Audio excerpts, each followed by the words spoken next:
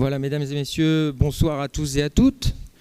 Heureux d'accueillir quelques personnes dans le public. Ça fait plaisir de pouvoir revoir des personnes de manière physique. Bien évidemment, nous sommes toujours en période de Covid. Je demanderai à chacun et à chacune de conserver le masque posé sur la bouche et sur le nez, sauf bien évidemment si vous prenez la parole. Donc, bienvenue également au public qui nous suit sur notre page Facebook, Ville de Vambrochy. Voilà, donc nous voici donc réunis pour une nouvelle séance de conseil municipal en ce jeudi 30 septembre 2021. Et je vous propose de désigner Monsieur Léonard Zic, le benjamin de notre assemblée, pour accomplir le rôle de secrétaire et lui demander de procéder à l'appel traditionnel.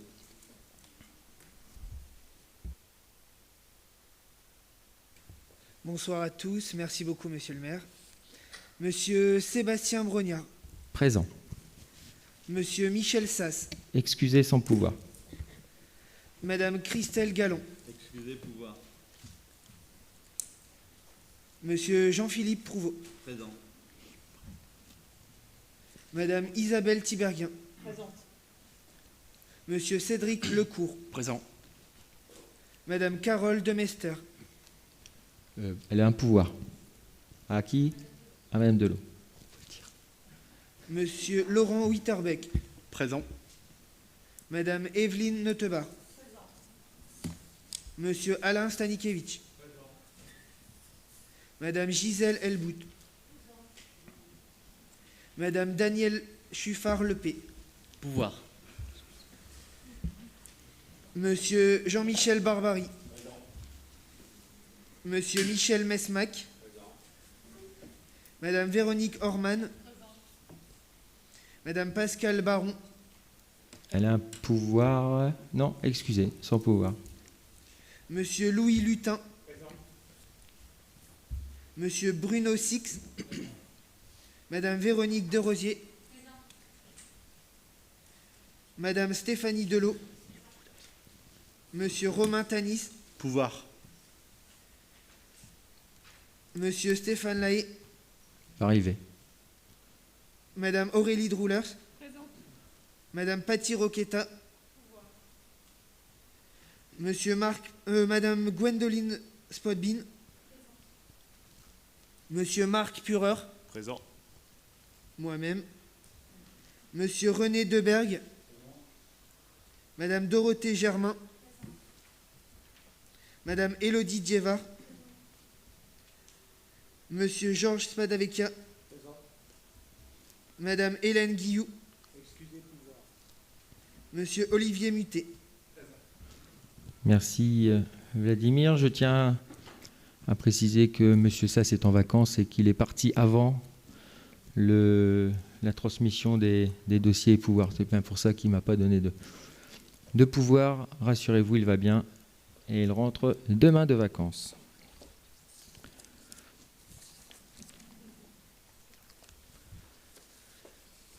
Alors avant de passer à la séance du conseil municipal proprement dite, je tiens à rappeler donc, que nous avons du public en salle et je tiens à informer donc le public que cette séance est retransmise en direct sur la page Facebook de la ville, donc Ville de Vambrochy, et en y assistant, donc vous acceptez de fait d'être éventuellement filmé. Avant de passer donc aux réponses aux questions donc, de nos minorités, nous allons commencer par approuver le procès-verbal du conseil municipal du 15 juin 2021. Est-ce que vous avez des remarques sur ce conseil, sur ce rapport, sur ce procès-verbal? Non. Alors, si vous pouviez couper les réseaux sociaux qui passent, s'il vous plaît. Eh bien, écoutez, donc, je vous propose de le mettre aux voix. Qui est contre? Qui s'abstient?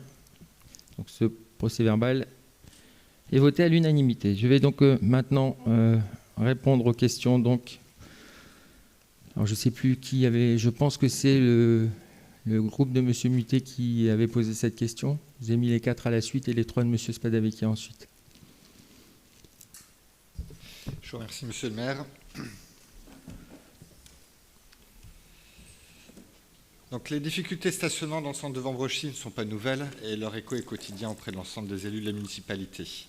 La situation pourrait être améliorée par la création d'un espace regroupant un parking relais, lieu de covoiturage en entrée nord de la ville et en relation avec le réseau de transport en commun, afin de soulager notamment le stationnement ventouse dans le centre-ville. Est-ce que vous seriez prêt à étudier un tel projet ? Donc, merci pour votre question. Donc, effectivement, la situation n'est pas d'aujourd'hui. Elle est surtout amplifiée donc, par les travaux qui ont en cours en ce moment sur la rue du Général Leclerc et sur les travaux qui ont cours au niveau de l'EHPAD. Donc, effectivement, en centre-ville, on a forcément donc, des voitures qui se stationnent, notamment les riverains de la rue du Général Leclerc et aussi les ouvriers qui viennent travailler sur les deux chantiers. Pour les travaux de la rue du Général Leclerc, ils seront terminés d'ici une dizaine de jours. Et donc ces travaux seront pour autant pas tout à fait terminés puisqu'ils seront décalés pour à peu près une période de 1 mois vers la rue du 11 novembre. Concernant les travaux de l'EHPAD, ils vont continuer encore 14 mois. Voilà, donc d'ici ce moment-là, effectivement, je vous demande d'être patient. Donc, mais pour répondre quand même à votre question sur la création de parking relais ou d'espaces de covoiturage, c'est effectivement une perspective intéressante. Néanmoins, encore faut-il des espaces d'accueil qui soient métropolitains, parce que je vous rappelle que cette compétence est métropolitaine. Vous me parlez de l'entrée nord de Vambrochy, donc il y a 2 entrées nord à Vambrochy. Première entrée, donc c'est par la rue d'Ypres, donc de la ZIP vers le centre-ville, et la seconde entrée, c'est la rue de Quesnoy, qui va de Match vers le centre-ville ou vers le contournement ouest de la ville. Dans les 2 cas, ces rues sont bordées par des zones agricoles qui sont très réglementées par le PLU, plan local d'urbanisme. Et pour ce faire, il faudrait déclasser des parcelles, ce qui me semble improbable pour le moment au niveau de la métropole européenne de Lille, qui, je vous rappelle, nous sommes dans la coulée verte, l'arc nord de la ville, l'arc nord métropolitain, et aujourd'hui on est plus à vocation à protéger les terres agricoles plutôt que de les urbaniser, ou les bétoniser, ou les macadamiser.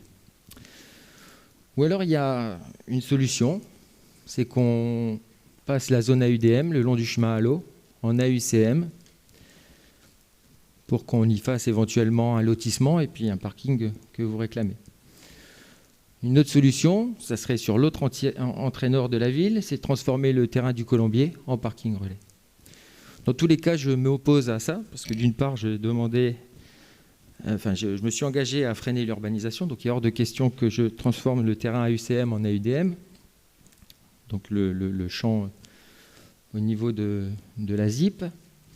Et puis au niveau du Colombier, je vais préférer y faire un espace pour les familles. Et vous verrez dans la délibération 2165, M. Six vous présentera l'espace que nous souhaitons faire et que nous allons faire surtout au niveau du Colombier.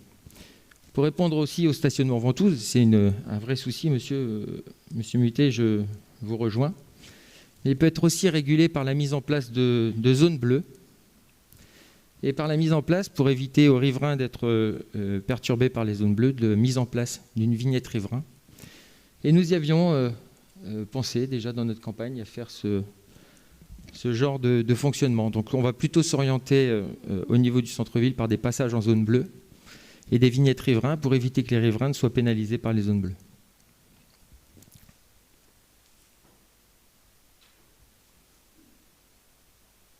On passe à la question suivante.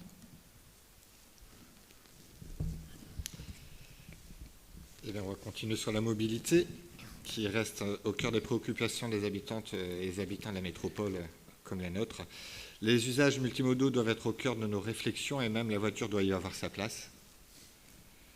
Ainsi, au regard de l'actualité de notre ville, petit aparté sur la fermeture de l'auto-école, ça a mis en lumière aussi la possibilité, en tout cas que l'on souhaite formuler, de mettre en place une aide aux jeunes pour le passage du permis de conduire. Ça permettrait aussi, à travers une aide financière, qui se traduirait par exemple par une aide financière, à travers des travaux d'intérêt général. Est-ce que vous pourriez en tout cas envisager d'étudier cette possibilité. Excusez-moi, je n'ai pas fait, la question est en 2 temps. Donc également, la place du vélo dans les usages interroge de plus en plus, et c'est une évolution positive de nos comportements individuels. Et nous vous demandons à cet égard de bien vouloir mettre en place une prime pour l'acquisition d'un vélo, en complément aussi de ce qui peut exister au niveau métropolitain, et dans des conditions, bien sûr, qui devraient être discutées collégialement. Donc effectivement, votre question n'est pas en 2 temps, il y a 2 questions.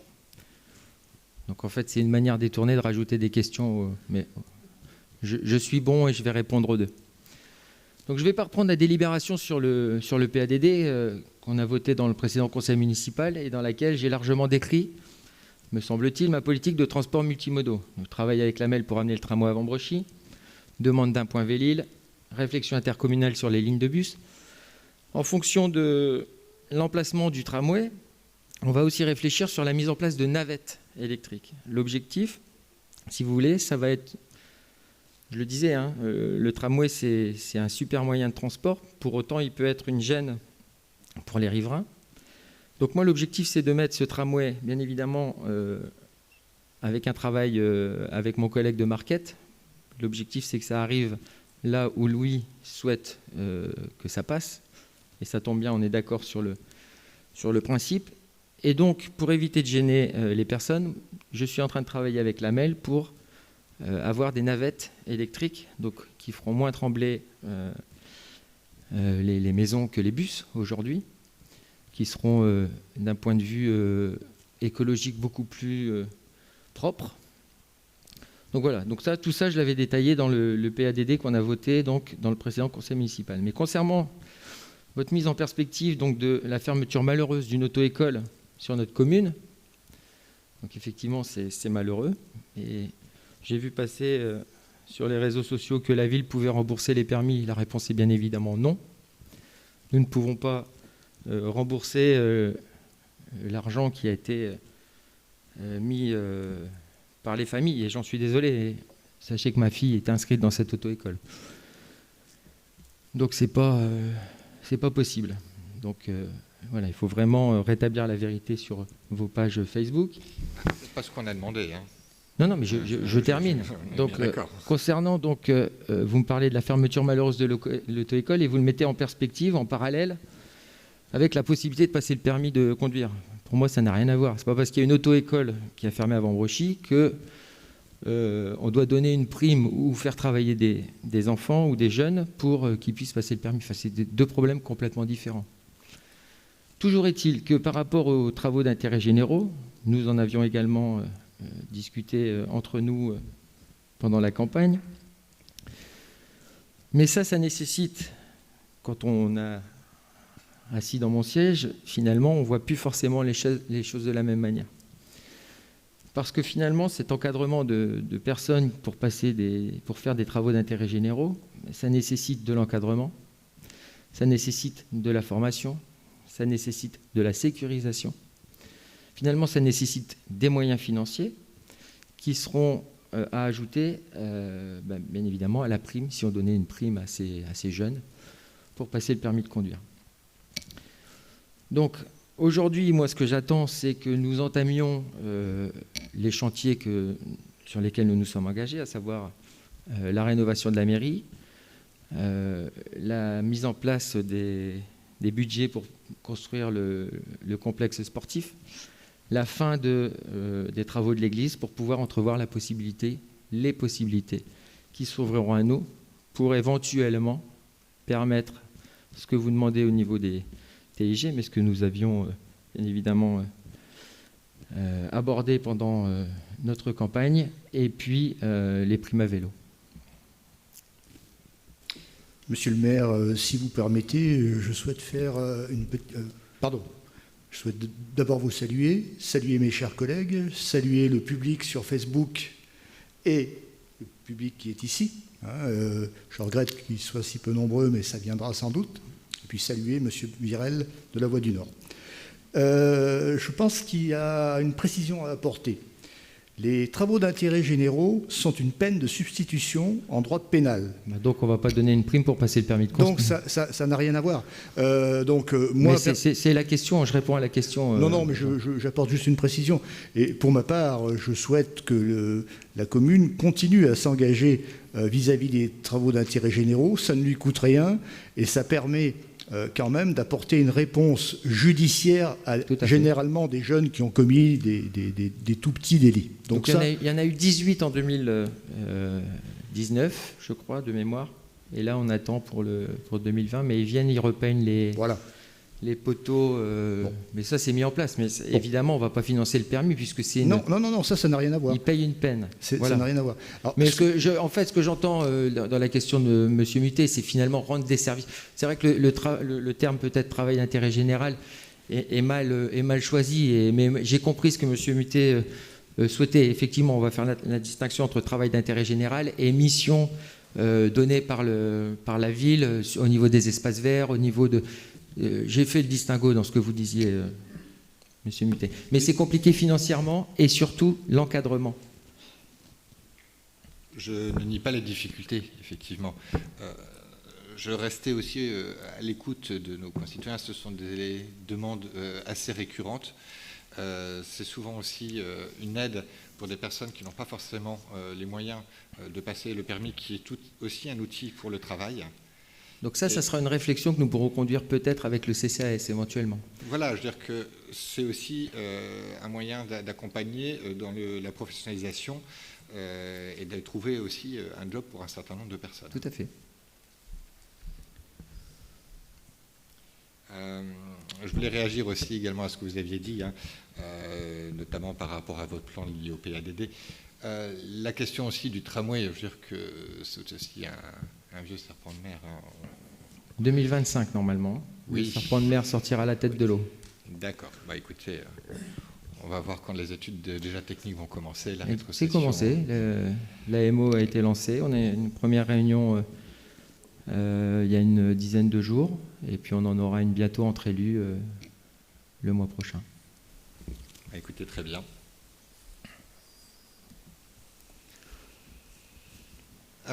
J'enchaîne donc sur la question suivante, si ça vous va. Allié, monsieur Muté ? Non. Bon, c'est pas grave. Monsieur Sylvain, s'il vous plaît, vous pouvez la projeter ?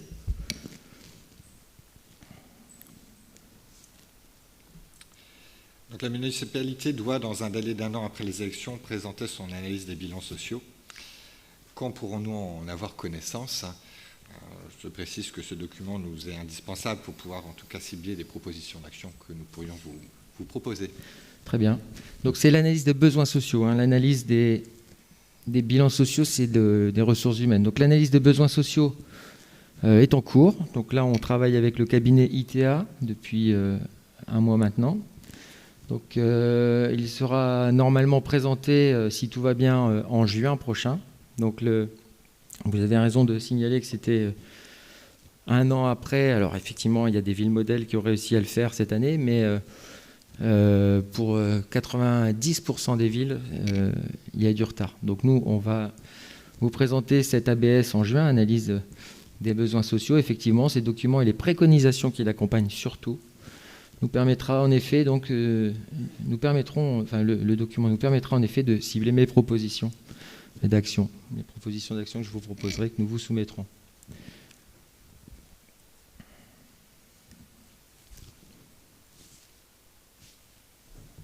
Je vous remercie, monsieur le maire.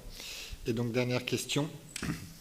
Afin de mieux prendre en compte la vie citadine, nous souhaiterions la création d'un jardin partagé au niveau du quartier Foch. Pourquoi pas dans un premier temps, si ça fonctionne évidemment, au bénéfice des habitants. En effet, pour ceux qui n'ont pas de jardin, cette solution peut être intéressante en termes de lien social notamment. Donc ça permet notamment, en mettant à disposition un terrain qui n'a pas forcément besoin d'être grand, de cultiver un potager, d'entretenir cet espace, d'échanger et aussi de créer du lien social au niveau des habitants d'un quartier. Donc effectivement, il se peut que les Français adorent cultiver leur potager, monsieur Muté. La question reste à savoir pourquoi. Peut-être que vous basez, vous, sur le sondage d'Allo Voisin pour poser votre question. ce sondage, c'est le site que vous avez consulté, je pense. Ce sondage nous apprend que 40% donc des personnes sondées n'ont pas de potager, mais accepteraient de l'aide d'un tiers afin de se lancer dans cette activité. Donc cultiver ses fruits, ses légumes devient effectivement... alors attendez, je vais revenir sur la bonne diapo, pour que tout le monde puisse avoir à l'écran donc cette diapositive. Ouais, donc je disais que effectivement, donc cultiver devient une activité à faire ensemble quand on a un jardin partagé, mais ça nécessite des outils, de la place, et ce que les Français, bien évidemment, et les Vambrocitains ne possèdent pas toujours pour permettre à tout à chacun de faire pousser ses légumes. Il est possible de rejoindre ou de concevoir un jardin partagé. Mais encore faut-il avoir les terrains, Monsieur Muté. Et sur Foch, les terrains sont répartis entre Villogia et Habitat du Nord. Ils ne sont pas à nous. Et il faut aussi la volonté des personnes, et 40% des personnes sondées par Allo Voisin, donc l'étude sur laquelle vous... Oui, Madame Liévard ? Je me permets juste de vous interrompre parce que... bonsoir déjà à tout le monde. C'était juste pour vous préciser qu'en fait, les questions qu'on vous a posées sont issues du sondage qu'on a fait auprès des citoyens. C'est eux qui nous ont fait remonter les questions qu'on vous adresse. Mais vous aviez laissé le lien dans votre question, donc j'ai cliqué sur le lien. Oui, mais vous n'accédez pas aux réponses, donc vous ne savez pas... je vais vous les donner, Madame Liévard. Voilà, sachez juste que voilà, ce sont donc les en fait, je continue. Donc par rapport à ça, donc les 40% de personnes sondées ne sont pas des Vambrocitains. Et sachez que je n'ai pas attendu le sondage de Madame Liévard pour penser à un projet de jardin partagé, puisqu'il y a un projet de jardin partagé, non pas à Foch, mais à l'Agrippin. Et donc sachez qu'à l'Agrippin, Habitat du Nord avait projeté de faire une tour, donc qui avait été à l'époque discuté avec l'équipe précédente, qui avait été même acceptée par l'équipe précédente. Et je suis revenu sur le projet au niveau de l'Agrippin. Donc j'ai demandé à Habitat du Nord de ne pas faire cette tour. C'était quand même une quarantaine de logements supplémentaires, et je leur ai demandé de faire un jardin partagé à la place. Habitat du Nord a suivi ma demande et donc se propose de faire un jardin partagé entre les deux espaces, enfin sur l'espace entre les tours de l'Agrippin. Donc il va y avoir le parking du fond qui va être supprimé, sur lequel il n'y a pas de résident qui se met dessus, mais c'est un parking qui accueille aujourd'hui des squatteurs. Donc ce parking va être supprimé, l'ensemble va être entouré et grillagé pour sécuriser les personnes qui habitent à l'Agrippin. Et aujourd'hui, il y a eu un sondage qui a été fait chez les personnes de l'Agrippin, et seuls 20% des résidents qui habitent à l'Agrippin souhaitent bénéficier de ce jardin partagé. Voilà. C'est un vrai sondage qu'on a fait. Écoutez, en tout cas, je vous remercie, puisque apparemment, je n'étais pas au courant de ce projet de jardin partagé, donc tant mieux pour les habitants de l'Agrippin. Donc vous rejoignez aussi notre souci lié, en tout cas, à ces aménagements au bénéfice de la population. Après, je vous laisse vos remarques. Je vois pas ce que j'ai fait de désagréable comme remarque, mais j'entends. Monsieur le maire, s'il vous plaît, Dorothée. Madame Germain. Par rapport au sondage, vous dites qu'il n'y a que 20% des habitants des Tours qui souhaitent bénéficier de ce jardin partagé. Vous allez le maintenir quand même, accessible à tout le monde, ou de ce fait, vous allez changer de projet? Non, je ne change pas le projet. C'est pas beaucoup, 20% en fait. Non, c'est bien ça. En fait, si vous voulez, donc, après, le projet n'a peut-être pas été compris. Je pense que c'est plutôt que ce projet n'a pas été compris. L'objectif, c'est de faire des parcelles de 12 mètres carrés, 12-15 mètres carrés, et que chacun ait son espace de jardin, le principe d'un jardin partagé.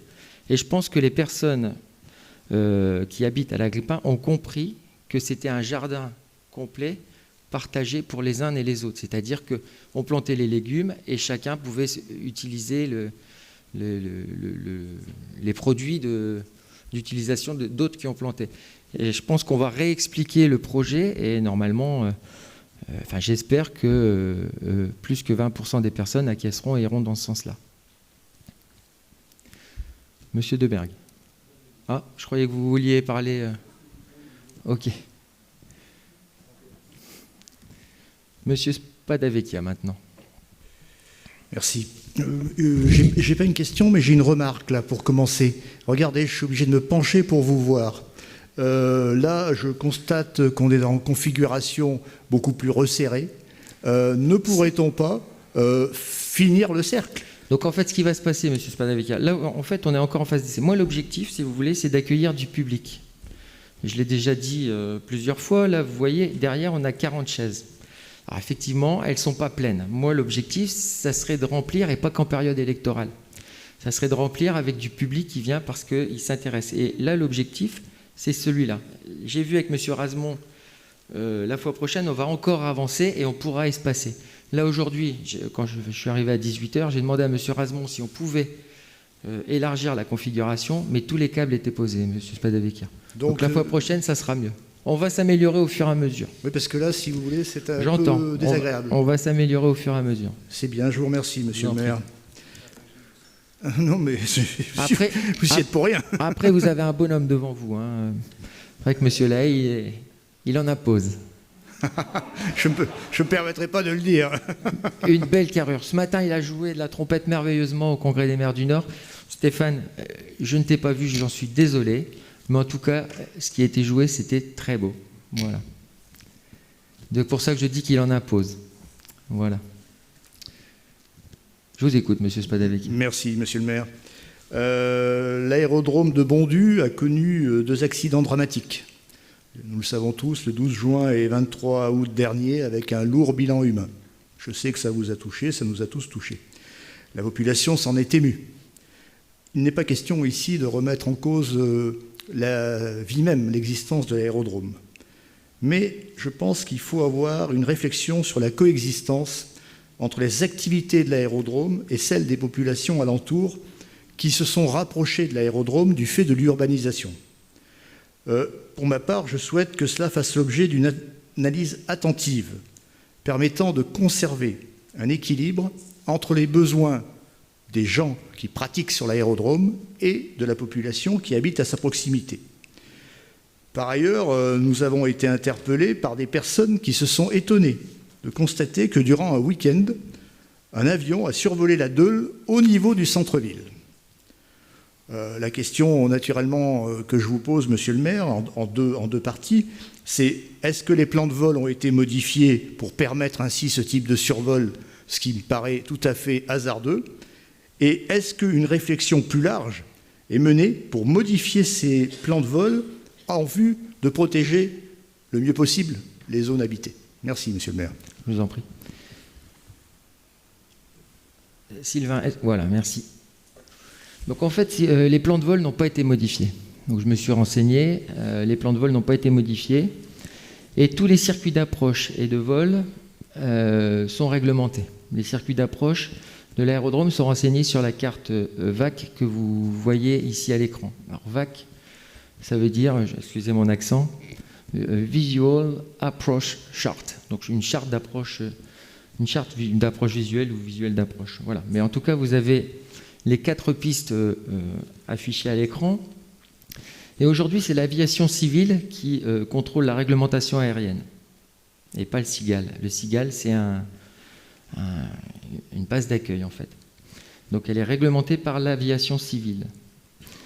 C'est elle qui en a la compétence. Et si une infraction est constatée, ce qu'il faut, obligatoirement, c'est essayer de relever, si l'avion vole bas, on peut relever l'immatriculation de l'avion, l'heure et le jour. L'heure et le jour peut suffire parce qu'en fait, tous les transpondeurs sont analysés par l'aviation civile et c'est elle seule, l'aviation civile, qui est habilitée à mettre des amendes aux pilotes.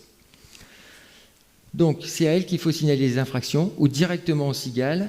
Donc, je vous donne le numéro de téléphone si vous voulez le communiquer.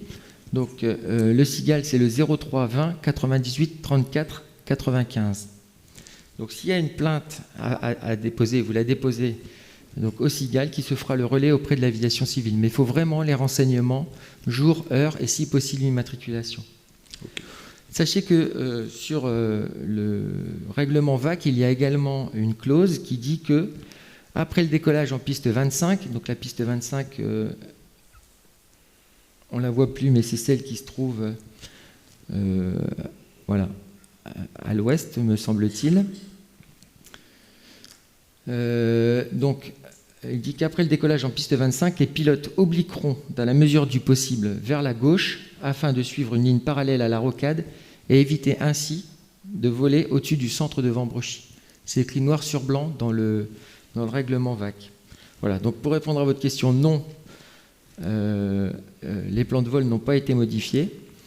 J'ai rendez-vous, enfin je vais prendre, j'ai pas rendez-vous, pardon.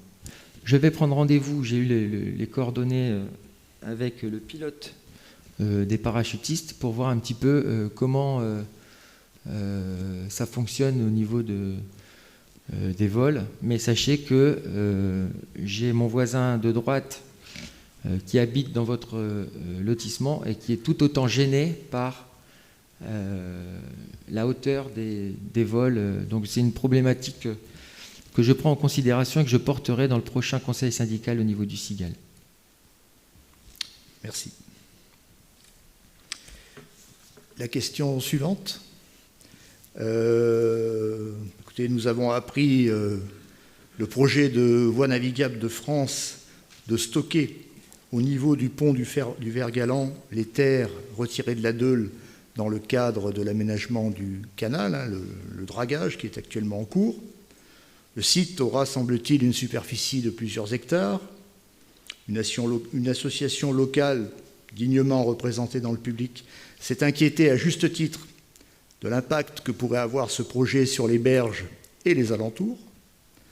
Et peut-être on peut s'inquiéter aussi de la qualité de l'eau de ces bouts détrempés qui va retourner jusqu'à la Deule.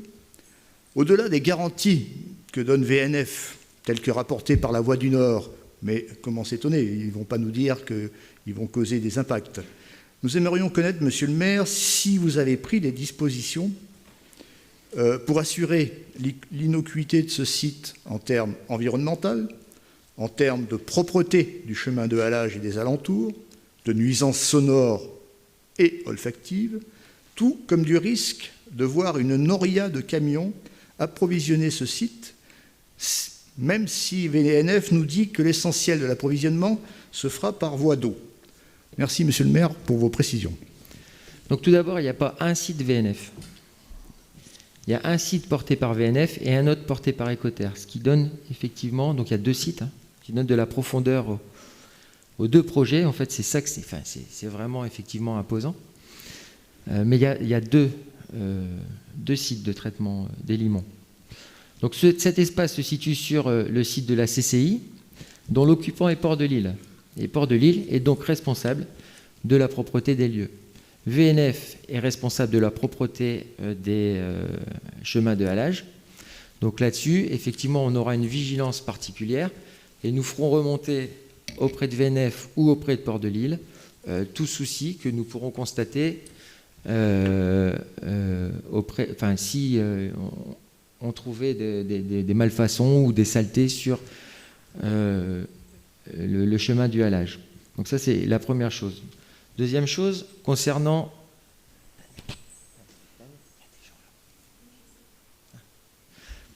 les nuisances dont vous parlez, les nuisances sonores ou olfactives. Je pense que l'association a été visiter un site, moi-même j'y suis allé.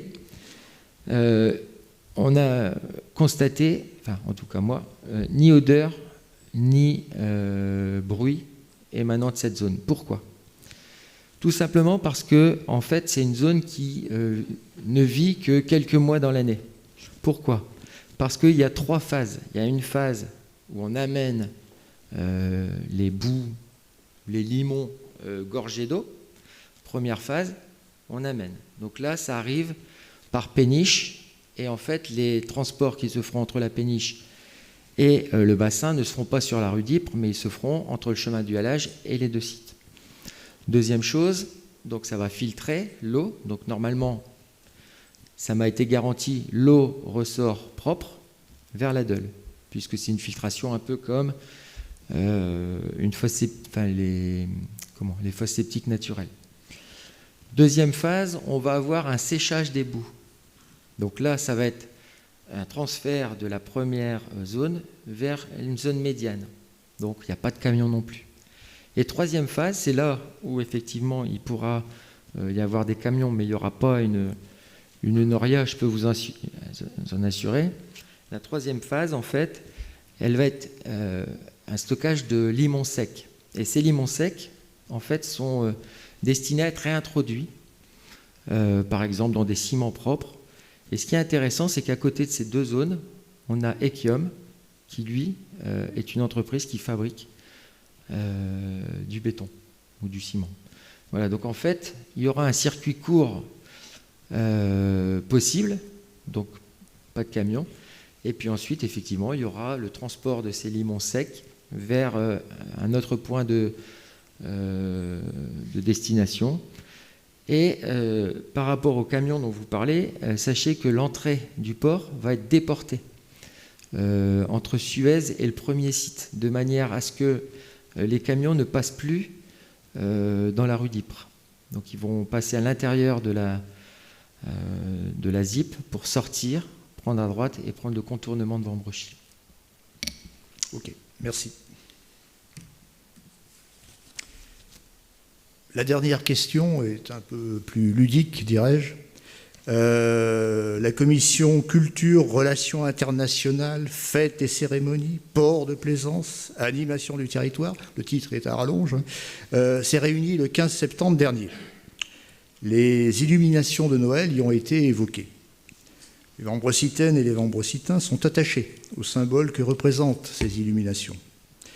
Nous souhaiterions que vous nous confirmiez, monsieur le maire, que l'ensemble des quartiers de notre ville bénéficiera d'au moins une illumination significative pour les fêtes de fin d'année. La présentation d'une carte, si vous avez, précisant ces localisations, nous permettrait évidemment d'être assurés. Les Vambrecitaines et les Vambrecitains ont droit à la même considération où qu'ils résident. Je sais que vous y êtes attachés, c'était dans votre programme.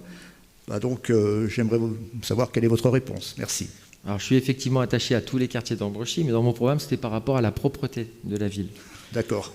Mais pour autant, les illuminations, c'est aussi quelque chose qui est important. Mais sachez que le plan d'illumination sera grosso modo celui que vous portiez quand vous étiez élu. Donc, il était... Excusez-moi, monsieur le maire, j'ai eu des différends extrêmement répétitifs avec monsieur Sass sur cette question. Je suis quand même très surpris que vous restiez dans cette logique d'exclusion des quartiers excentrés. Non, j'exclus personne en fait. Je regarde le porte-monnaie de la ville, monsieur Spadavecchia. Aujourd'hui, on a un budget qui est à 60 000 € pour ce marché d'illumination de Noël, 60 000 €. Et finalement, il nous est très peu possible d'ajouter des illuminations. Pourquoi ? Parce que ce marché, en fait, est englobé dans un autre qui comprend la location de ces illuminations, la pose des illuminations, l'entretien des illuminations et l'entretien de tout notre réseau électrique d'éclairage public. Et contractuellement, en fait, ce marché ne peut être supérieur à 150 000 € hors taxe. Ça veut dire que si on étend le réseau d'illumination de fin d'année, je veux bien. Par contre, quand on atteint la somme de 150 000 €, on ne s'occupe plus de l'éclairage public. C'est-à-dire que si demain, vous avez dans votre lotissement 3, 4, 5 ampoules qui claquent, à ce moment-là, vous justifierez auprès de votre lotissement, M. Spadavecchia, que nous avons étendu les illuminations de Noël et que le budget du marché est dépassé et qu'il faudra attendre janvier pour remplacer les éclairages publics. Je suis vraiment extrêmement surpris de votre réponse. C'est une réponse financière. Parce que primo, on peut toujours lancer un nouveau marché si on le souhaite, et si ça avait été anticipé. Mais c'est exactement la même réponse que me faisait M. Sass avant. Primo, il ne voulait jamais changer, et je vois qu'on reste dans cette logique. Et secondo, on me donnait des arguments qui n'en sont pas. Je constate, qu'est-ce qui se passe ? C'est que les gens qui habitent au domaine du Golfe, c'est les gens qui habitent au fond de la route de Lincel, c'est des gens qui habitent dans tous ces quartiers excentrés, eh ben ils n'auront rien, une fois de plus. Alors, sachez une chose, Voilà. c'est que... Alors, j'entends ce que vous dites, hein, mais si on décidait de mettre des illuminations devant chez Madame Baron, par exemple, hein, qui est excentrée, je pense qu'il faudrait rajouter des candélabres pour pouvoir accrocher et avoir l'électricité pour pouvoir mettre les illuminations de Noël. Premier point. Deuxième point, il se peut aussi que des gens n'ont pas envie d'avoir des illuminations de Noël devant chez eux parce qu'ils sont tranquilles et qu'il fait noir la nuit. Après, il y a plein de choses. Mais effectivement, je vous rejoins sur le coup. Après, ce qu'on peut peut-être faire, plutôt que de rajouter des illuminations de Noël, monsieur Spadavecchia, c'est d'élargir. C'est-à-dire, au lieu de mettre 4 banderoles illuminées dans une rue, on n'en met que 2 et après, on étend le réseau. Mais après, je ne suis pas certain qu'on ait des possibilités d'électrification de ces dites illuminations partout. Ça, je pense que monsieur Lecourt, je ne sais pas si je le prends au dépourvu, mais... Ben, je pense que ça va être compliqué, surtout pour tout ce qui est route de campagne, parce que déjà l'éclairage, il y en a très peu sur les routes de campagne, donc si vous voulez mettre encore en plus des décos de Noël, bon, j'ai pas la réponse maintenant, monsieur Spadavecchia, mais je pense que ça va être compliqué. Enfin, ne prenons pas les exemples d'une ferme complètement isolée. Je ne vous demande pas de mettre... Cette ferme complètement isolée, c'est des Vambrocitains. Non, d'accord. Mais par exemple, le domaine du Golfe, hein, je prends cet exemple, monsieur Pruvot y habite, hein, il y a 450 maisons. Qu'est-ce que ça coûte de mettre à l'entrée de ce domaine une simple banderole prise sur un pylône d'éclairage public? Ça va coûter, je ne sais pas moi, une simple banderole comme ça, peut-être 1 000 €. Hein, bon, et effectivement, comme vous dites, pourquoi en mettre 15 rue d'Ypres, on en met 10 et on en met ailleurs. Mais là, je vous rejoins, c'est ce que je viens de vous dire. La possibilité, elle sera plus peut-être d'étendre, selon les possibilités d'électrification de ces illuminations, mais en rajouter, c'est compliqué. Parce que derrière, on a un budget d'entretien de l'éclairage public, et en toute honnêteté, je vous le dis tout net, hein, je le dis aux personnes qui nous regardent, je préfère que notre éclairage public soit entretenu régulièrement, plutôt que mettre des illuminations de Noël, monsieur Spadavecchia. Écoutez, je comprends ce que vous dites, simplement, que vont penser tous les habitants qui n'habitent pas au centre-ville? C'est que voilà, au-delà des belles promesses, il n'y a rien qui se passe. Mais voilà. Monsieur Spadavecchia, c'est tout. Monsieur le maire. J'ai jamais promis d'étendre les illuminations de Noël à tout Vambrochy, hein, ceci dit. Je peux regarder où vous voulez dans mon programme de campagne, je n'ai pas ça. Monsieur le maire, je peux prendre la parole? Merci. Alors, monsieur Spadavecchia, vous êtes en train d'insinuer effectivement qu'on ne s'occupe pas des personnes hors du centre-ville. Je ne sais pas si vous étiez présent dans ma commission de travaux avec mon binôme monsieur Six. Nous venons de signer la réfection de l'éclairage public, et non pas dans le centre-ville, mais dans tous les petites villes, les petits chemins, pardon, chemin des Bœufs, chemin du Pau-Volant. On a signé avec Citeos la réfection de l'éclairage en LED pour tous ces petites rues et hors centre-ville, pardon. Donc, nous dire maintenant qu'effectivement, on ne s'occupe pas des personnes parce qu'ils ne sont pas dans le centre-ville, c'est faux. Primo, je n'ai jamais dit ça. En tout cas, c'est ce que vous insinuez. Je dirais que c'est la moindre des choses que vous vous occupiez de l'éclairage public de nos différents chemins ruraux, puisqu'on a une ville qui est pour moitié rurale et pour moitié citadine. Hein. Ça, c'est la moindre des choses. Alors, attendez, simplement, je vais corriger. Simplement, je ne sais pas si vous avez vu le nombre de personnes âgées isolées qu'on a dans notre commune, ce qui est quand même assez important, des gens qui sont dans la difficulté, et une petite illumination pour Noël, moi, ça met un peu du baume au cœur. Alors je vais corriger, hein, monsieur Spadavecchia, on a 3,5 km² de zone urbaine et 12,5 km² de zone agricole. Enfin, c'est pas moitié-moitié. Oui. Voilà. Oui, mais ça c'est ce que j'ai dit. Ouais. Bien, donc nous allons maintenant passer donc, au conseil municipal proprement dit. Mais avant ça, donc, des informations. La première information, donc, commencer par la constitution de la commission consultative des services publics. Donc, nous avons voté au précédent conseil municipal donc, la constitution d'une commission consultative des services publics locaux dans laquelle doit y avoir des associations. Donc, nous avons eu 3 réponses.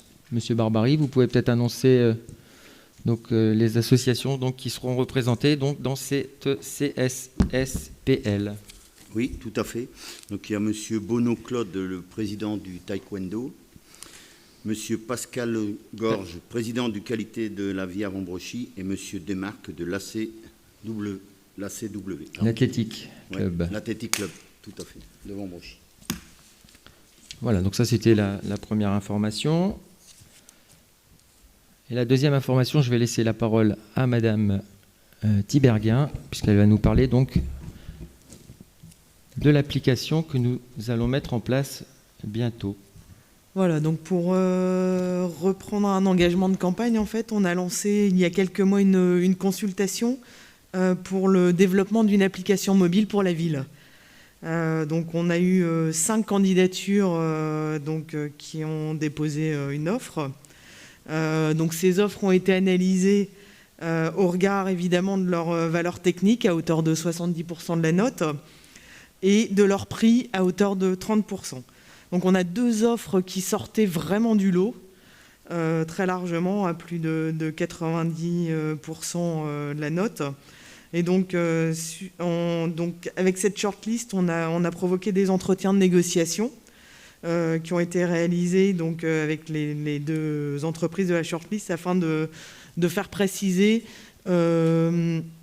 les choses sur 2 fonctionnalités qui nous paraissaient très importantes au niveau du cahier des charges, à savoir en fait un module de parcours touristique.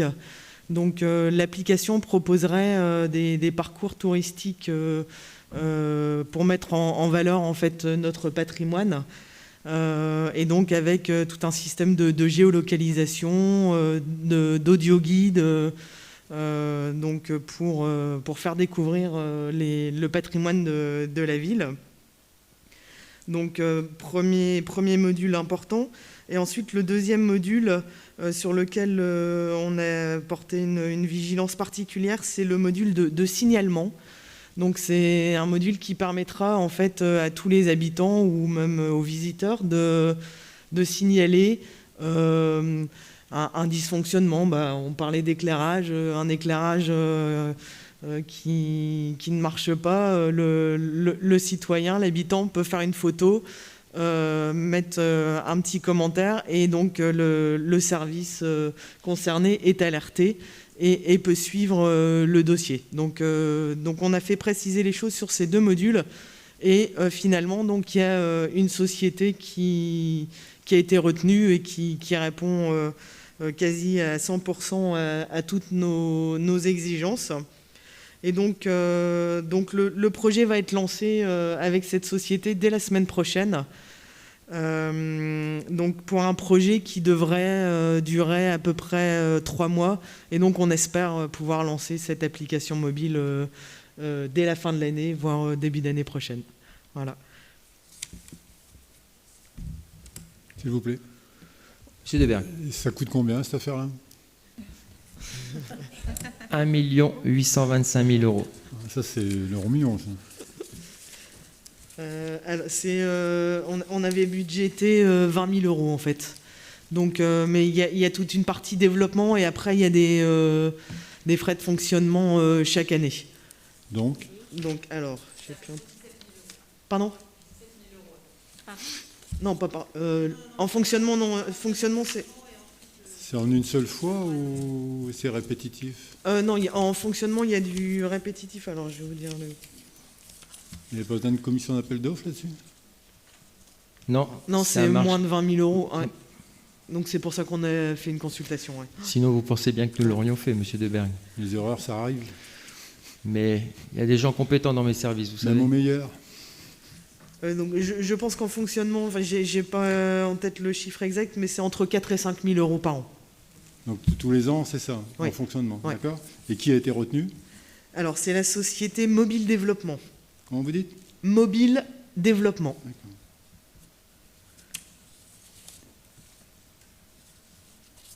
Excusez-moi. Merci. Oui. Je voulais savoir, une fois l'application en fonctionnement, qui réceptionne, on va dire, les alertes? Alors, en fonction du signalement, en fait, on va pouvoir rubriquer en fait les signalements. Et donc, si on choisit la rubrique, par exemple, éclairage, ça va envoyer le message au service concerné.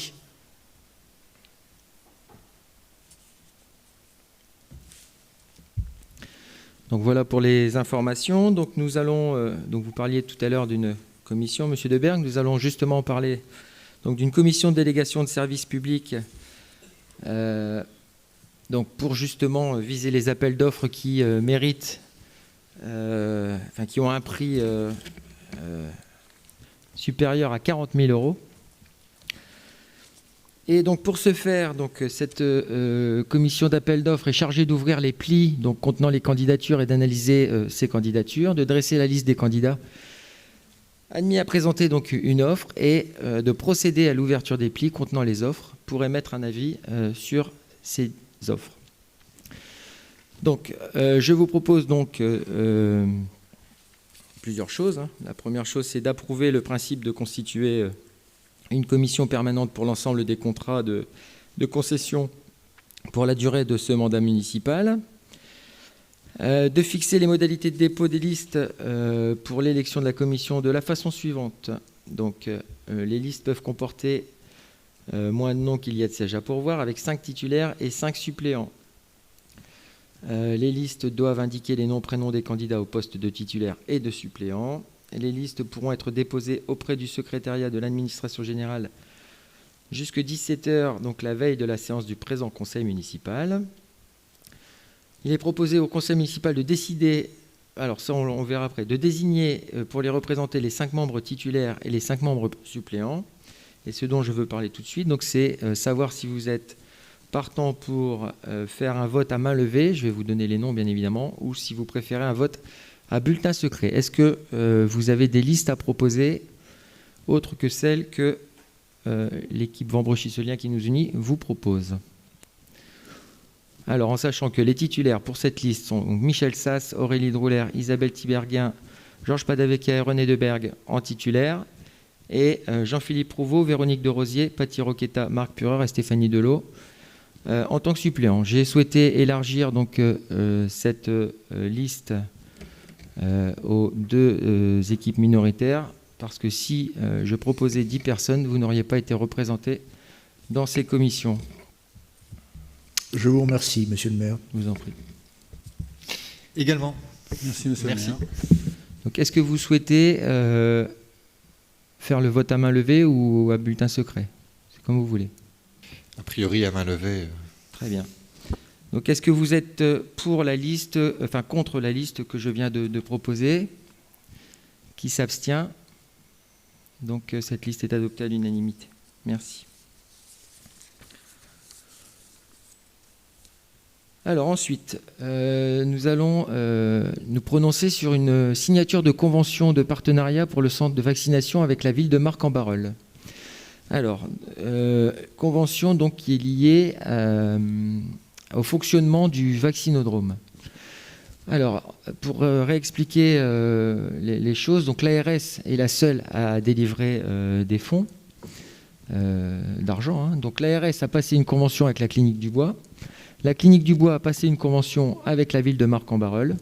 Et nous avons participé à l'organisation du vaccinodrome en partenariat avec 6 autres villes. Donc il y avait Vambrechy bien évidemment, Marcq-en-Barœul, Saint-André, La Madeleine, Bondu et Mouveau. Et il nous faut maintenant pouvoir récupérer donc, les frais que nous avons engagés. Et je vous propose donc de signer une convention donc, dont vous avez l'article 4 qui est le plus important de cette convention à l'écran, donc qui fixe finalement donc, le remboursement Donc la ville de Marcq-en-Barœul reversera donc à la ville de Vambrochy la quote-part qui lui revient en tant que gestionnaire du centre de vaccination, correspondant aux coûts de fonctionnement que nous justifierons et qui doivent naturellement prendre en compte l'exhaustivité des dépenses que nous avons engagées. Voilà, donc je vous propose de voter cette convention, la signature de cette convention que vous avez normalement dans votre dossier. Excusez-moi, monsieur le maire. Oui, monsieur Muté. Est-ce que ces charges de fonctionnement induisent le personnel municipal Alors, qui a été... Nous allons présenter ces charges. Donc là, globalement, aujourd'hui, on a 5 000 € en frais de matériel, en frais de secourisme, et nous avons entre 5 et 6 000 € de frais d'agents. Donc nous allons présenter cette somme-là à la ville de Marcq-en-Barœul. Les justificatifs pour ces sommes-là. Alors après, je ne sais pas sous quelle modalité le personnel municipal s'est mobilisé, et je le remercie d'ailleurs. J'ai pu moi-même profiter du vaccinodrome. Mais dans ces conditions, effectivement, est-ce que vous avez envisagé une prime spécifique qui pourrait récompenser cet engagement ou pas?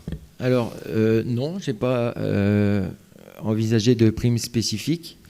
Après, chaque personne a une prime déjà dans sa rémunération. Donc, non, je n'ai pas envisagé de prime spécifique. Est-ce que vous avez d'autres remarques? Est-ce qu'il y a des personnes qui votent contre cette délibération? Est-ce qu'il y a des personnes qui s'abstiennent? Ok. Donc, en fait, Madame Diévard n'est pas pour récupérer l'argent du vaccinodrome. Si, et donc... mais en fait, moi, je m'interroge sur le fait que une décision en fait, qui prévoit une date d'application antérieure... Ah, mais c'est souvent comme ça, Madame Diévard, les conventions... Oui, mais... en fait, si vous voulez, comment je vais dire, il a fallu aller vite, en fait. Parce que si on avait attendu la signature de la convention, jamais l'hippodrome ne se serait mis en route, parce qu'une convention, ça doit être visé par les... En fait, c'est la 4e convention, la 4e étape de la convention. Donc, il y a quand même des juristes qui ont travaillé sur ces conventions. Et je pense que si on avait laissé faire aujourd'hui, le vaccinodrome n'aurait pas fonctionné. J'entends bien, mais depuis le mois de mars, quand même, il s'est passé 6 mois, oui, c'est très très long. Je suis d'accord, les délais sont très très difficiles, mais voilà. Mais pas de souci. Parce qu'en plus, on n'a même pas de bilan, en fait. Alors ça, nous l'avons... alors vous avez complètement raison. Donc avec Sébastien Leprêtre, Elisabeth Mas, Dominique Legrand et... Patrick Delebarre, nous avons demandé des comptes à l'ARS pour justement avoir une parfaite transparence entre ce qui a été versé à l'ARS vers la polyclinique du Bois et ce qui va être versé de la polyclinique du Bois vers la ville de Marcq. Voilà, donc ça, on l'a demandé. Aujourd'hui, vous voyez, 3 mois pour signer une convention. Je m'attends à autant pour avoir la réponse. Vous savez que... initialement, les personnes qui travaillent, les infirmières, qui travaillaient au centre de vaccination pour venir piquer, les médecins devaient être payés qu'en janvier 2022. Donc les processus sont longs. Voilà. Il n'y a plus de remarques? Madame Germain. Juste une petite précision pour Élodie. Il y a eu 170 000 personnes vaccinées à l'hippodrome sur les 5 mois. Donc ils en ont fait un peu plus, mais c'est vrai que les derniers jours, il y avait beaucoup moins. Donc voilà. Et à peu près, on dit 11 000, 10, 12 000 pour chaque ville, en fait, un petit peu plus pour certaines.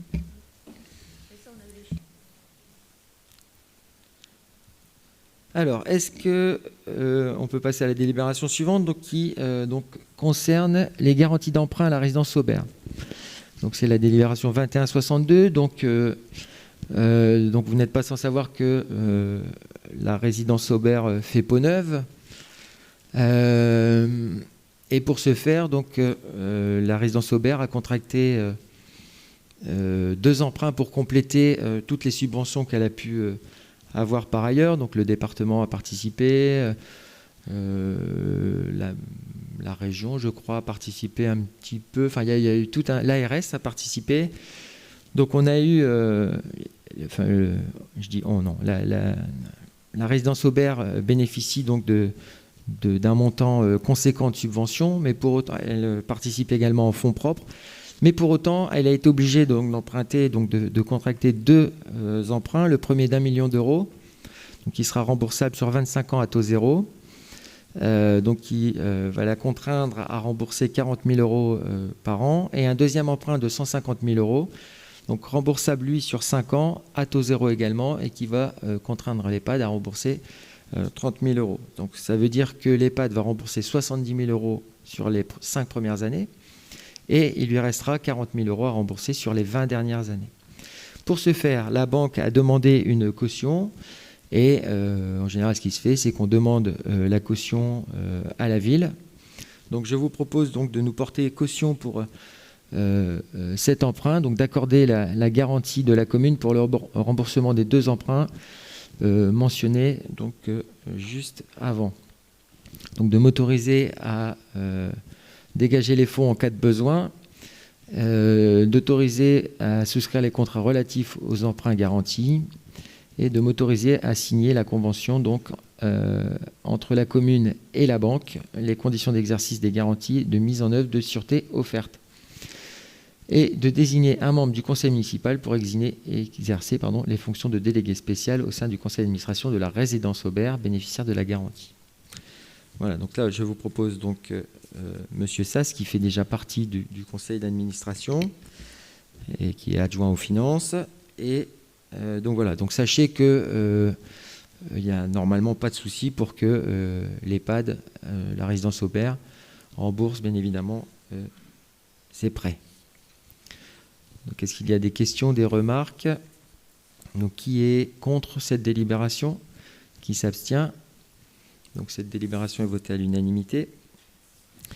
La délibération suivante, donc on ne va pas reprendre le débat, est juste une délibération donc actant la renonciation à poursuivre l'acquisition du local acheté en VFA, pas acheté non, la prévision d'achat en VFA au niveau de la rue Aubert. Il y a bien eu un contrat de réservation donc, qui spécifiait notamment dans sa clause 14 que l'acte de vente devait être signé au plus tard le 30 juin 2020. Par conséquent, s'il existe bien une délibération du conseil municipal, la ville n'est pour autant pas contractuellement engagée. D'autre part, la société anonyme HLM Habitat du Nord nous a signifié qu'elle pourrait avoir d'autres projets concernant la destination de ces locaux. Je n'en dirai pas plus parce qu'il n'y a rien encore d'officiel. De ce fait, je vous propose de ne pas donner suite à la décision d'acquérir ces locaux en VFA et d'acter la renonciation à poursuivre l'acquisition.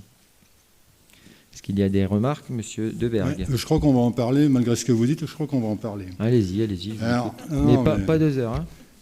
Non, mais enfin, on mettra le temps qu'il faut. Allez-y. Oui, il y a eu 50 minutes pour les questions diverses. On passera le temps qu'il faut pour éclaircir tout le monde. Tout d'abord, Monsieur le maire, je tiens à vous faire part de mon plus vif mécontentement concernant tout d'abord l'heure à laquelle vous invitez les élus aux commissions, tout en sachant que certains ont un travail et ne peuvent donc pas être présents à 17h30. Dans le cadre de la commission du 16 septembre urbanisme, Monsieur Lecourt, adjoint, m'avait gentiment prévenu oralement, bien avant de la tenue de cette commission. Et je lui avais fait part de mon impossibilité à être présent à 17h30, mais plutôt 17h45, voire 18h. Malgré cela, l'invitation a été maintenue et confirmée à 17h30 par courrier. Vous avez toujours haut et fort été à l'écoute de vos administrés.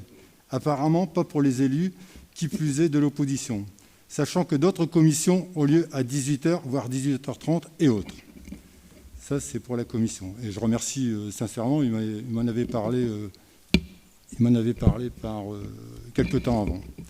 On est d'accord, Monsieur Lecourt? Tout à fait. Par contre, on a débuté à 17h40. Pardon? On a débuté à 17h40. D'accord, je ne sais pas. Donc, il y a un truc que vous avez dû passer vite fait, j'y viens.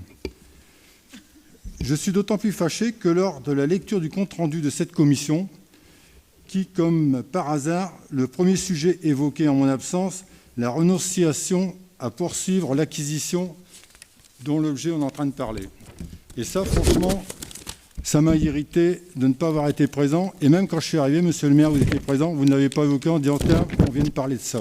Vrai ou faux? Alors, monsieur Deberg, je vous explique un truc. C'est pas parce que vous allez arriver en retard que je vais recommencer toute la réunion. J'ai pas dit ça. L'ordre du jour a déroulé comme il fallait. Je veux dire, si vous étiez... Alors, peut-être vous avez une indisponibilité. Mais voilà, je n'allais pas tout recommencer sous prétexte que vous êtes arrivé en retard. Excusez-moi, monsieur Deberg. Ouais. Non, mais de toute façon, c'est pas fini. Vous me dites que vous avez commencé à 40, et je dois être arrivé à 48. Ça veut dire que vous en avez parlé vite fait, bien fait. On en a parlé, pas vite fait, bien fait. Non, j'ai laissé s'exprimer les personnes. Monsieur Spadavecchia, vous étiez là. Peut-être vous pouvez témoigner ou pas, peu importe. Mais j'en ai pas... Non, il veut pas d'histoire, il va rien dire. Bon, enfin bref, donc, dépêchez-vous, c'est pas un numéro de cirque, monsieur Deberg. Non, mais c'est sérieux, et je suis sérieux. Moi aussi, je suis sérieux, monsieur Deberg. Excusez-moi, donc, les vous êtes retraité devaient normalement, servir monsieur de Deberg. lieu de convivialité pour les résidents du foyer du Petit Paradis qui avaient fait le choix de rester dans cette nouvelle construction, faite par Habitat du Nord. Cette construction devait servir également à accueillir les seniors du secteur pour se rencontrer au travers de diverses activités en lien avec la ville. Cette promesse avait été faite à plusieurs reprises lors des réunions avec Habitat du Nord, les résidents et représentants de la municipalité de l'époque. Pour mémoire, cet achat avait été validé à l'unanimité par l'ancien conseil municipal, donc, comme je vous l'ai déjà dit, par des élus de votre majorité actuelle, et voté dans votre budget 2021.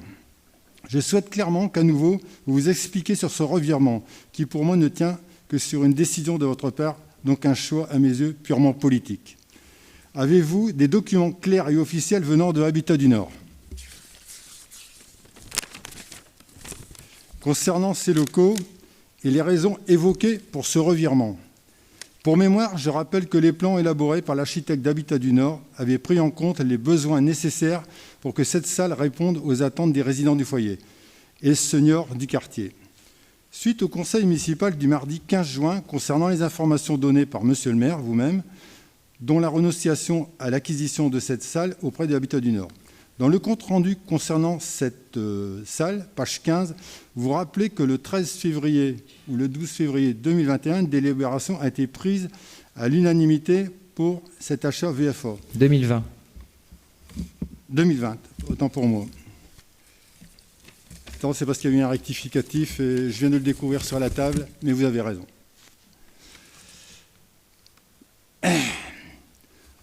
Donc vous rappelez donc que le 13 février 2020, une délibération a été prise à l'unanimité pour cet achat de VFA.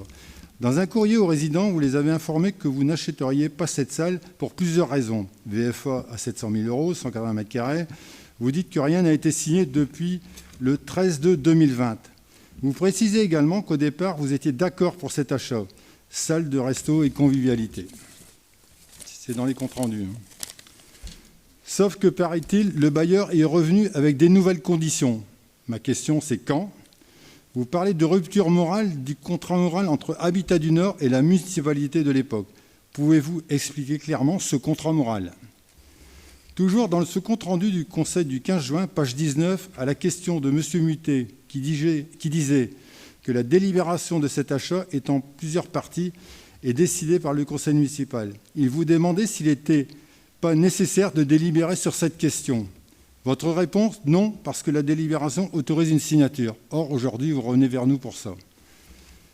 Monsieur le maire, vous dites également que rien n'a été fait et qu'il y avait des dates prévues. Il n'y a rien eu de fait. Rien de tout, c'est caduque. Je rappelle quand même qu'on était en pleine période de pandémie et que les fameuses dates butoirs dont vous faites allusion, il pouvait y avoir des dérogations compte tenu du Covid, sachant que même les notaires et autres organismes ont différé des dates butoirs à cause du Covid. Donc il y avait la possibilité de revenir là-dessus.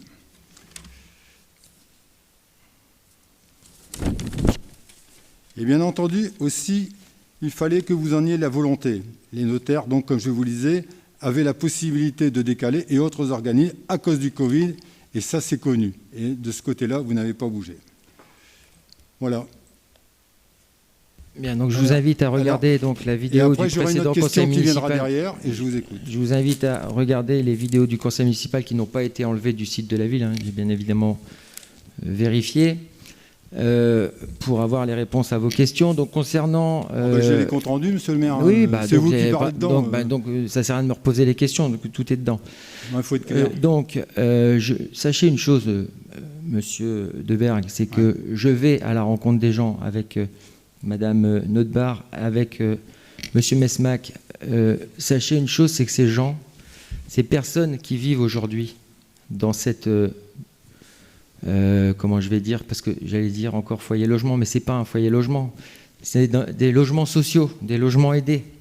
Voilà, donc les personnes qui vivent dans ces logements aidés, quand je vous dis il y a une rupture du contrat moral, monsieur Debergue, c'est parce que dans le premier, je vous invite à aller en mairie et à lire les premiers permis de construire, on parle de résidence senior, monsieur Debergue. Or, ce n'est pas une résidence senior. À partir du moment où ce n'est pas une résidence senior, il y a effectivement rupture du contrat moral. Et nous nous sommes rapproché, M. Debergue, d'un conseil qui nous a bien explicité le fait que nous étions dans notre droit de ne pas signer cet acte de vente puisque aucune signature avant n'avait été actée. Ça, c'est la première chose. Je suis pas d'accord. Deuxième avec chose, vous me parlez du Covid, oui. M. Debergue. J'ai rencontré Habitat du Nord pendant le Covid.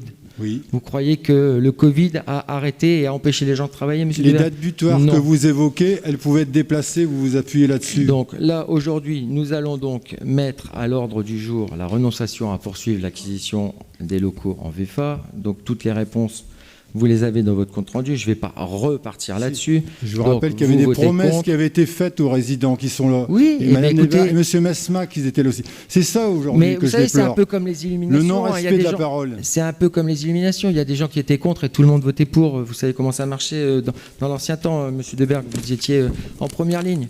Donc, si vous voulez, aujourd'hui, moi j'invite les personnes de mon équipe à voter contre, s'ils veulent voter contre. Chacun vote pour son âme et conscience, monsieur Debergue. D'accord?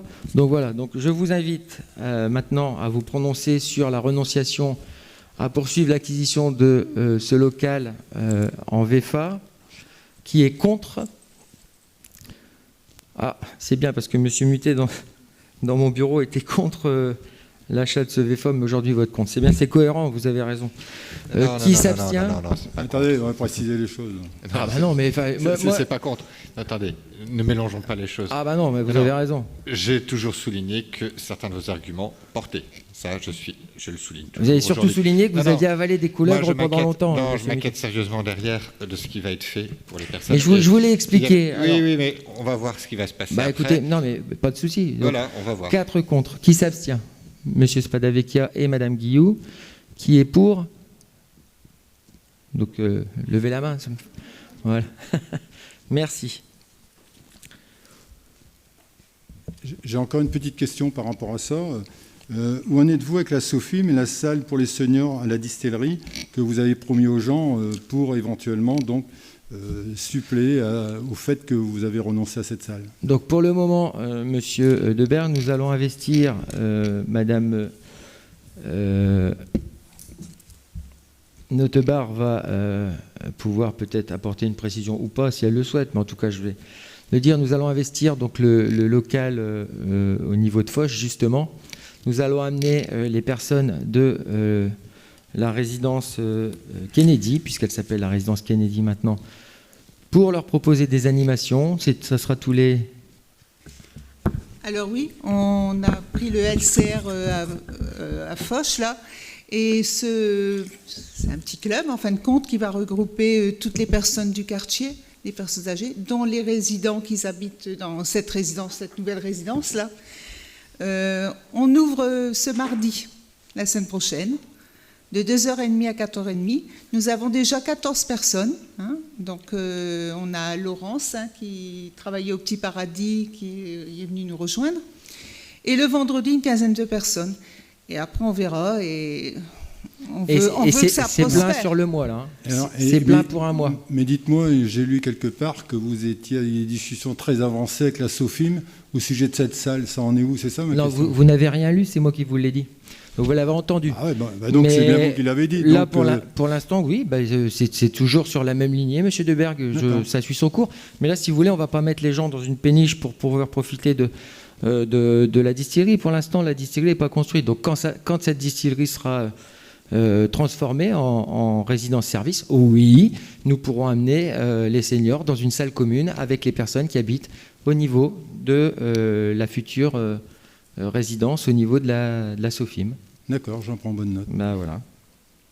Excusez-moi, monsieur le maire, juste, puisque c'est un de mes soucis, c'est la question des transports des personnes âgées. On revient sur l'utilisation d'une navette communale ou je ne sais pas. Alors là, l'objectif, ça va être... Donc, on avait voté un budget pour ça. Donc là, l'objectif, ça va être de louer, je pense. Donc on a discuté au dernier conseil d'administration du CCAS une navette adaptée, donc qui soit avec la possibilité d'être conduite par une personne avec juste le permis voiture. On ne va pas louer un bus, évidemment. Et puis nous proposerons à chaque résident qui en ont la nécessité donc de prendre cette navette pour aller aux activités que nous proposerons. D'accord, ça ne peut pas être étendu à une aide pour qu'ils puissent aller faire leurs courses, par exemple. On en a parlé également. Donc là, l'objectif, donc j'ai reçu, en fait, si vous voulez, j'ai fait les deux, enfin, j'ai fait un voyage avec les seniors, je ne sais plus quand est-ce que c'était, enfin un mardi, donc je suis allé passer toute la journée avec nos seniors, donc au voyage des aînés. Alors, j'ai pas pu faire le deuxième parce que j'avais des obligations à côté. Toujours est-il que j'ai fait 2 réunions publiques, monsieur Spadavecchia, dans le bus, et j'ai bien entendu les attentes des personnes qui étaient enchantées, d'ailleurs, que je puisse les écouter. Parce qu'apparemment, c'était pas de coutume par le passé. Ça, je ne sais pas si vous pouvez dire ça. Moi, je le dis. Je parle de mon poste, monsieur Spadavecchia, je ne parle pas de vous. Donc voilà, donc j'ai écouté les personnes et puis j'ai bien entendu leurs desiderata et on va tout faire pour répondre à leurs desiderata. Et les courses en faisaient partie, monsieur Spadavecchia. Vous me rassurez. Alors, par contre, il faudra qu'il y ait des règles qui soient établies, c'est-à-dire qu'on ne va pas faire 3 boutiques, que ce soit en centre-ville, puisque je sais que vous êtes attaché au commerce du centre-ville, comme moi d'ailleurs, mais toutes les personnes n'ont pas forcément les moyens d'aller dans le centre-ville, donc nous choisirons un supermarché un jour, un autre, pour ne pas faire de différence entre nos commerces vambrocitains, et puis nous proposerons effectivement ces transports pour faire les courses. J'espère au plus vite. Très bien. Si je peux me permettre, monsieur le maire, j'ai juste envie de préciser, Georges, que à la dernière commission du CCS, on a effectivement parlé de la navette et des 2 courses, et que pour ma part, je préférerais qu'il y ait une veille plus importante au niveau des difficultés des uns et des autres dans les quartiers, avec les référents de quartier ou les voisins vigilants, je ne sais pas comment on peut les appeler aujourd'hui. C'est citoyens référents. Citoyens, voilà, même si l'objectif n'était pas forcément une veille sociale, mais qui est cette veille, et puisqu'on est Vambrochy, ce lien qui nous unit, nous sommes Vambrochy, ce lien qui nous unit, Sébastien. À ce moment-là, je pense que le plus intéressant, ce serait de favoriser le covoiturage et l'entraide dans les quartiers, comme ça a été déclenché aussi pendant cette crise sanitaire, de manière à ce que les seniors ou les personnes en difficulté, en perte d'autonomie, soient aidés par leurs voisins. Et il y a dans la salle une personne qui est citoyen référent, et bon, je ne lui demanderai pas de témoigner, mais vous pourrez aller la voir. C'est à peu près le discours que j'ai porté dans la réunion où les citoyens référents se sont réunis. Merci. Nous allons passer donc à la délibération suivante, donc qui concerne la rétrocession donc d'une parcelle au niveau de l'avenue de l'Espace, donc moyennant 1 € symbolique. La société Nakara nous rétrocède un terrain. Donc ce terrain, vous l'avez ici à l'écran. Voilà. Donc c'est une parcelle de 5319 mètres carrés. Et donc nous avons aussi en charge l'entretien des espaces verts qui se trouvent au niveau de la rue. Voilà, c'est ce qui est en vert, oui, tout à fait. Îlot Park. Voilà. Donc effectivement, ça va nous rajouter des contraintes supplémentaires d'entretien. Monsieur Witterbeck s'est arraché tous les cheveux, vous pouvez voir. Et voilà. Mais on va trouver des solutions pour que le tout Vambrochy soit entretenu. Je compte sur vous, monsieur Witterbeck. Alors, est-ce qu'il y a des personnes dans l'Assemblée qui s'opposent à cette délibération? Est-ce qu'il y a des personnes qui s'abstiennent? Voter à l'unanimité. Alors ensuite, nous passons à une délibération. Donc, comme je disais tout à l'heure, on arrive à la délibération 2165. Je vous disais en répondant aux questions, donc à vos questions. Donc nous allons aménager, je vais laisser la parole à M. Six, évidemment, c'est la délibération qu'il doit présenter, mais j'introduis. Nous allons donc aménager l'espace du Colombier et je passe donc la parole à M. Six pour qu'il puisse vous présenter cette délibération. Merci, Monsieur le maire. Donc, la ville de Vambrochy souhaite améliorer le cadre de vie de ses habitants en réalisant sur les lieux de l'espace du Colombier, la route de l'Incel, un espace de nature et de biodiversité. On a une belle photo qu'on va pouvoir... voilà. Objet de ce projet, donc, la réalisation d'une ceinture de forêt dense qui participera à la lutte contre le réchauffement climatique par le stockage du carbone fixé par les arbres et arbustes plantés et l'aménagement de son centre en une prairie et de nous.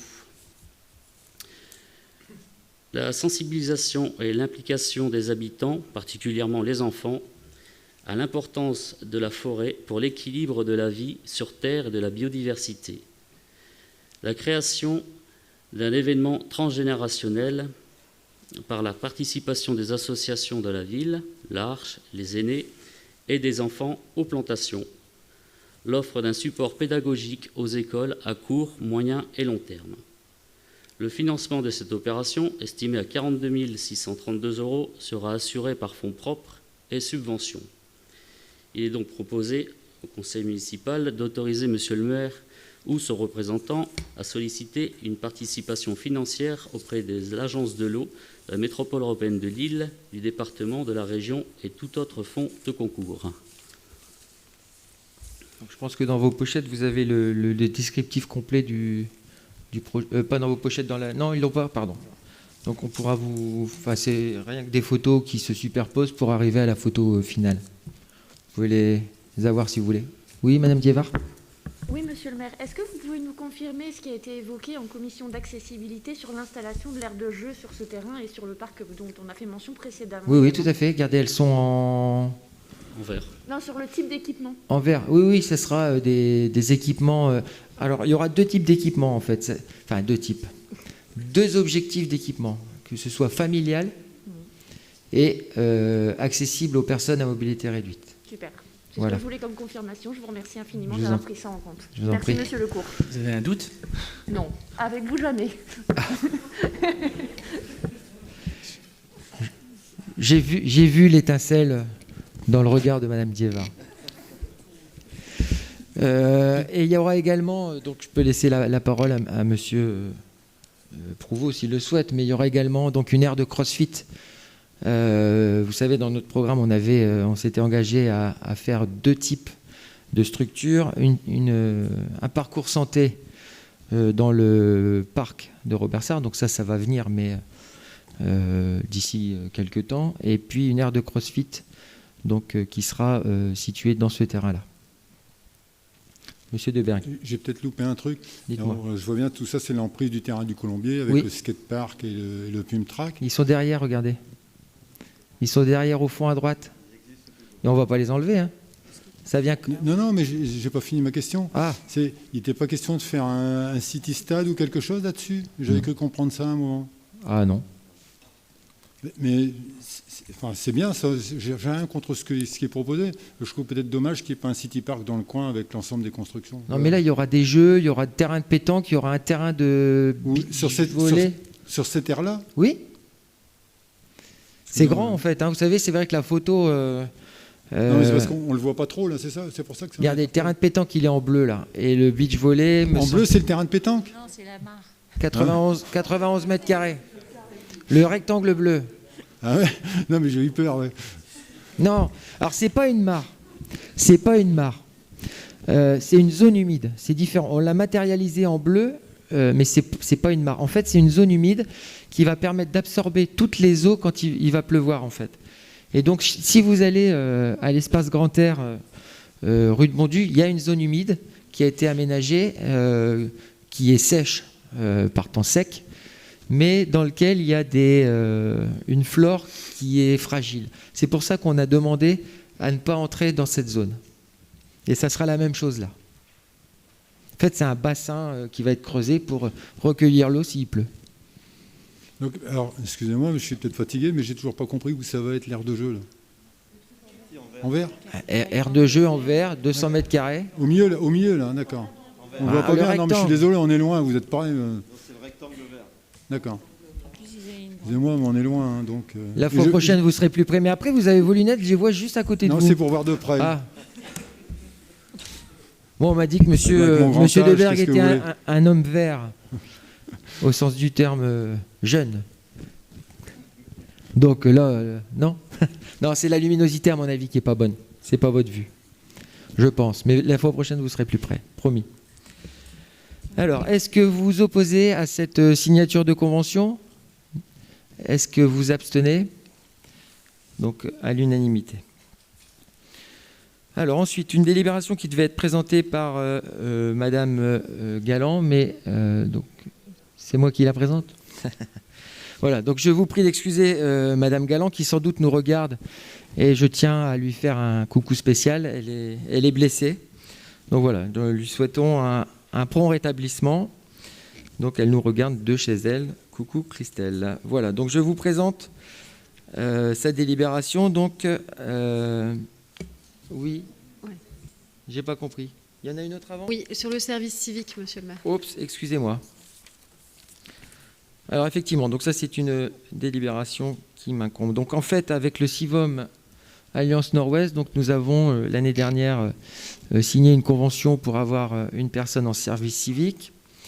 Donc je vous propose de refaire la même chose en sachant que cette personne sera attaché au service culturel de la ville et plus principalement au niveau de la ludothèque.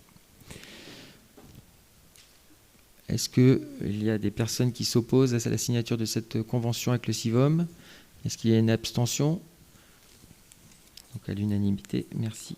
Donc voilà, donc nous arrivons à la délibération donc 2167. Donc, qui consiste à revoir le tarif des salles. Donc, on a choisi d'augmenter les salles de 2%. Et donc, vous avez à l'écran, donc pour les personnes qui nous regardent sur Facebook comme pour vous, c'est mieux là? Oui. Donc, les montants, donc on va les revoir rapidement si vous voulez bien. Donc, au niveau de la salle Carlos Ledoux, par contre, ce que j'aurais aimé, Séverine, c'est avoir les tarifs avant si on me pose des questions. S'il vous plaît.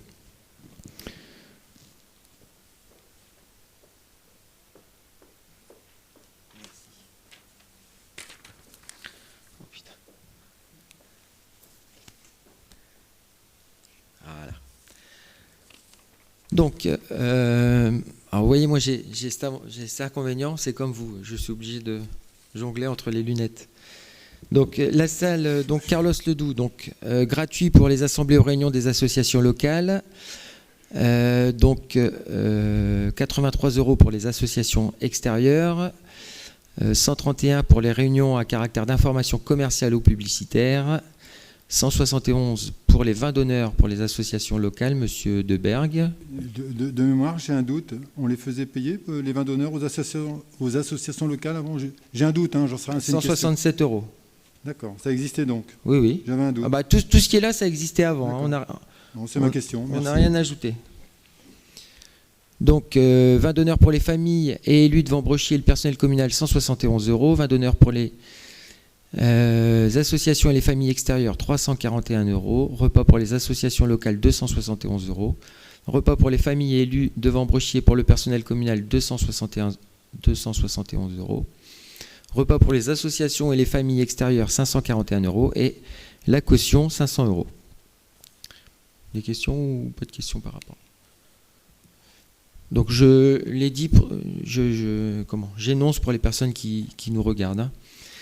Donc pour la salle des fêtes, donc réunion à caractère local, 128 €, en sachant que la salle des fêtes peut être aussi prêtée à une association une fois dans l'année. Donc ça n'apparaît pas, mais ça existe. Les assemblées aux réunions pour les associations extérieures, 510 €. 20 d'honneur pour les familles et élus de Vambrochy et le personnel communal, 255 €. 20 d'honneur pour les familles extérieures, 510 €. Repas pour les familles et élus de Vambrochy et le personnel communal, on l'a déjà... Ah non, c'est pas pareil, 510 €. Repas pour les familles extérieures, 1020 €.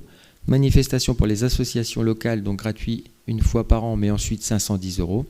Manifestation faite pour les associations extérieures, 1367 €. Forfait nettoyage vaisselle pour un vin d'honneur, 105 €. Forfait nettoyage vaisselle pour un repas, 210 €. Et le montant de la caution est toujours, lui, de 500 €. Ensuite, par rapport à la salle Simon Robert, donc au niveau du château de Robert-Sarre, donc séminaire ou réunion pour les Vambrocitains en demi-journée, 368 € et 735 € en journée. Pour les séminaires ou réunions pour les non-Vambrocitains, 735 € et 1469 € en journée. Pour les expositions d'artistes non-Vambrocitains, 306 € en journée. Et la caution, 720 €, que ce soit en demi-journée comme en journée. Sachant que la caution n'est pas encaissée et rendue s'il n'y a pas de dégradation. Et enfin, la salle Juliette au château de Robert-Sarre. Donc, assemblée aux réunions des associations locales, donc c'est gratuit. Assemblée aux réunions des associations extérieures, 90 €. Réunion à caractère d'information commerciale ou publicitaire, n'excédant pas une demi-journée pour toute personne ayant son siège social à Vambrochy, c'est 149 €. Les 20 d'honneur pour les Vambrocitains ou activités commerciales d'une journée, 184 €. 20 d'honneur pour les associations et familles extérieures, 368 €. Et la caution est de 360 €. Alors, est-ce qu'il y a des questions? Alors, je vous propose de mettre au vote cette délibération. Qui est contre? Qui s'abstient? Donc, à l'unanimité. Nous en arrivons maintenant à la dernière délibération donc, du conseil municipal. Et je vais laisser pour ce faire la parole à Madame Spotbin. Donc, cette délibération concerne notre position concernant les dérogations octroyées par la mairie au principe du repos dominical dans les commerces de détail pour l'année 2022. Merci, Monsieur le maire. Considérant l'intérêt de s'inscrire dans un calendrier coordonné sur les métropoles afin de garantir l'équité des conditions d'ouverture sur l'ensemble du territoire et de donner une visibilité tant aux professionnels qu'à la clientèle, la MEL a proposé une harmonisation du dispositif sur son territoire. En conséquence, pour 2022, la MEL a décidé de fixer à 12 le nombre maximal d'ouverture dominicale des commerces de détail autorisés par le maire dans le respect d'un calendrier commun de cette date. Les 2 premiers dimanches des soldes, le dimanche précédant la rentrée des classes, les 4 dimanches précédant les fêtes de Noël. Il est donc proposé au conseil municipal l'ouverture dominicale des commerces de détail les dimanches 2 janvier, 4 septembre, 11 septembre, 18 septembre et 20 novembre.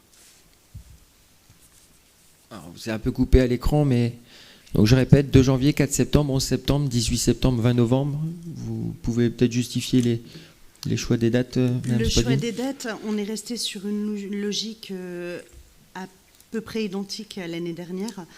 Le 2 janvier, on est après fête. Au mois de septembre, en 2022, nous aurons les French Day et la semaine du développement durable. Donc je pense que c'est un fort potentiel pour les commerces. Et le 20 novembre, le 21 novembre, c'est la Coupe du Monde. Donc j'espère que les commerçants vambrocitains trouveront des actions sur cette thématique-là pour ramener plus de monde dans leur commerce. Est-ce qu'il y a des questions, des remarques? Qui vote contre cette délibération? Qui s'abstient? Très bien, je vous remercie. Donc nous avons épuisé l'ordre du conseil municipal. Avant de nous quitter, donc je souhaite que vous regardiez dans vos pochettes. Dedans, vous avez une invitation donc, dans le cadre de la Semaine nationale des personnes retraitées qui se déroulera donc du 4 au 10 octobre 2021. Et nous offrons donc aux personnes retraitées à la salle des fêtes un spectacle le jeudi 7 octobre 2021 à 15h auquel vous êtes cordialement invités. Il me reste à remercier donc les personnes qui nous ont suivis en direct sur Facebook. Je vous remercie mes chers collègues. Je remercie également Madame Lemire et Monsieur Jean pour la traduction pour les personnes sourdes et malentendantes qui nous suivent. Et je vous dis à bientôt. Donc ne partez pas, il reste les registres à signer. Je vous souhaite une belle soirée à tous et à toutes et prenez soin de vous.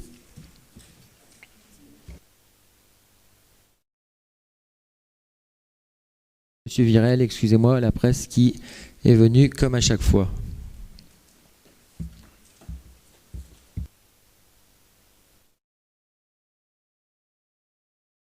Le public qui est venu.